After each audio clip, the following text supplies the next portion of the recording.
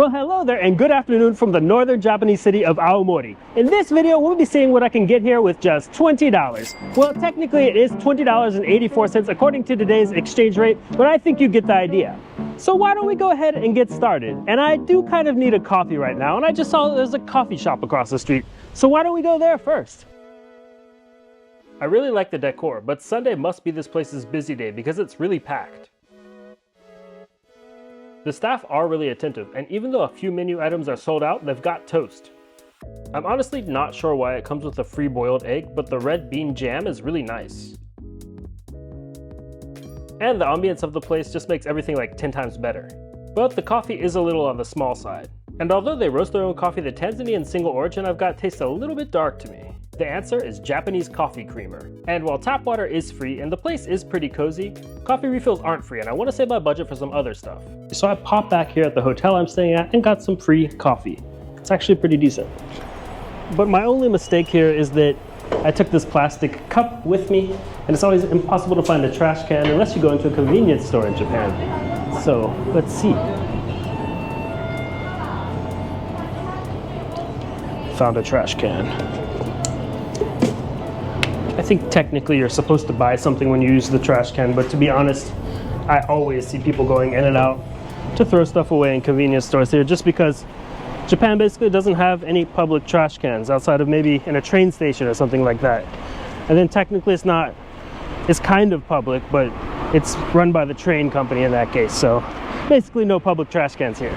But regardless, I've definitely spent enough money at Lawson Station to make up for it. And by the way, Aomori is one of Japan's smaller cities, and it's in the very north of Honshu Island, which is the same island where you'd find Tokyo, Osaka, and those bigger cities you might have heard of. But this is the very north of Honshu Island, so right here we're actually facing Hokkaido as we get to the coast. You definitely can't see Hokkaido today, but I'm still gonna go to the coast just to check it out. And this city is a port city in the sense that it's on this bay facing Hokkaido. And there are frequent ferries that will take you to Hokkaido. Now, I'm usually the type of person that really loves the seaside. There's a really nice smell in the air from the salty water, but today, that air is kind of being forced on me, so I think my time out here is kind of limited. But once I'm done walking along the coastal area here, there is this huge triangular building that just happens to have a lookout point on top. But that wind is mighty strong over here on the coast, so I think it's time to go inside. And I've never been so happy to be in a stable Japanese building.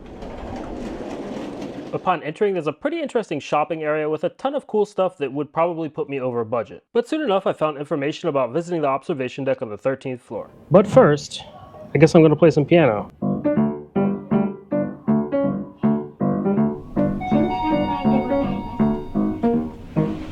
They're smart, they blocked the last level so you can't see the view that you're going to pay for.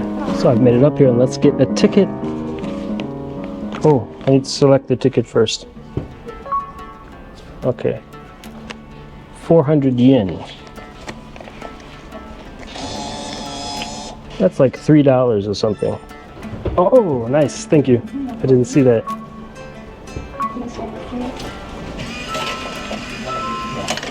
And I've got my ticket. And my change. Ah, thank you.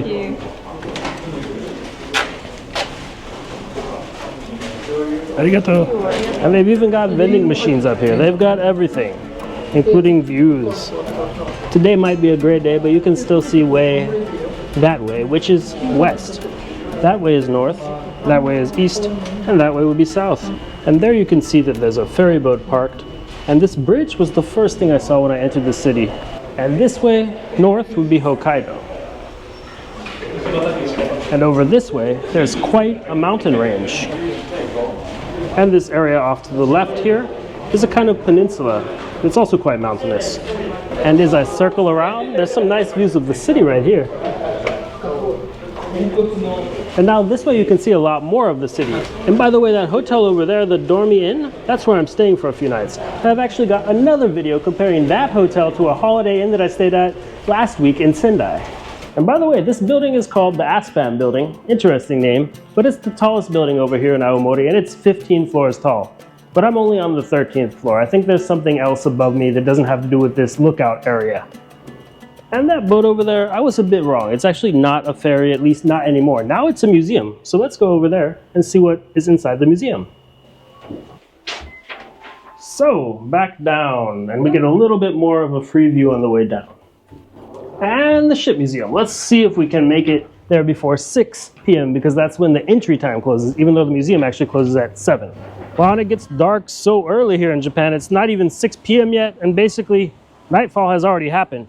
But I better rush over to that museum because right now I think it's 5:45. They stop entry at 6, and according to Google Maps it takes about a 9-minute walk. But the person working upstairs in the building here told me it takes maybe a little bit longer than 10 minutes. So hopefully I'll be able to get in. Let's see. But they do have this nice wooden bridge connecting where the ferry is over there to where the building is. And up there are these kind of super tree things, like mini versions of what you can see in Singapore, where I was last week. And luckily the weather has calmed down a little bit. It is still windy, but it's stopped raining. So even though it's getting a little bit darker and grayer, my 9-minute walk, or at least what I hope is a 9-minute walk over to this ferry, is pretty calm. And I just finished walking over the bridge. I'm almost there, so I really hope they'll let me in. And this is an especially interesting ferry because it used to be used to transport trains from Honshu over to Hokkaido. My understanding is that now they don't do that at all with the trains just because they have a Shinkansen connection that goes over a bridge. And I've made it. Hello. Konnichiwa. Konbanwa. Konbanwa. Hi. はい。510円。2名様ご一緒でよろしいですか? Okay. 510 per person. Okay.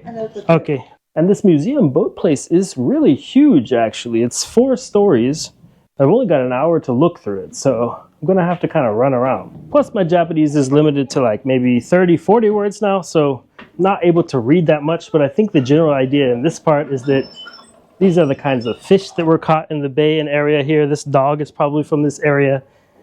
These are, I think they're eggs or potatoes, I'm not sure. Something from the area, and seafood from the area. Oh, I ate some of that for breakfast this morning. Good. Those scallops are really good here. And apples. They seem to have apple juice everywhere in this region. And I've never seen anybody turn their head that far.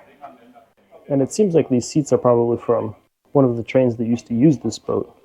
But again, everything is in Japanese, so I'm just guessing. There's also a lot of educational videos, but in Japanese. Not a bad train seat. Great legroom.